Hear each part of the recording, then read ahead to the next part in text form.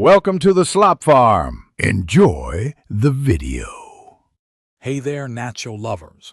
In this video, I will explain how to make nachos with tortillas. First, let's get our base ready. Select sturdy corn tortillas as they hold up best under all those delicious toppings. Carefully cut each tortilla into 6 to 8 triangular pieces, creating your perfect chip shape. Then, spread these tortilla chips in a single, even layer across a baking sheet. This ensures every chip gets perfectly crispy and cheesy.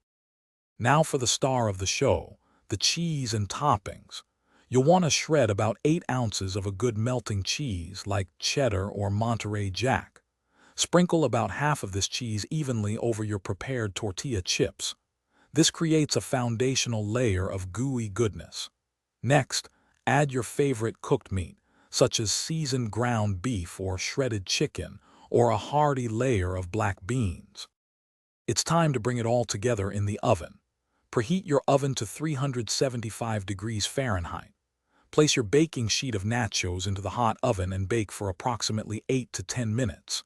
You'll know they are ready when the cheese is beautifully bubbly and melted, and the edges of the chips are lightly golden.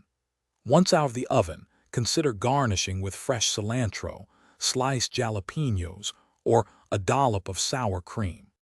The moment you've been waiting for. Serve your homemade nachos immediately, ensuring they are warm and the cheese is wonderfully gooey.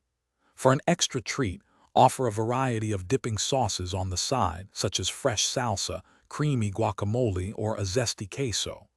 Gather your friends and family and enjoy your perfectly crispy, cheesy, and utterly delicious homemade nachos. They're a crowd pleaser every time. Thanks for watching. Consider subscribing if we helped you today.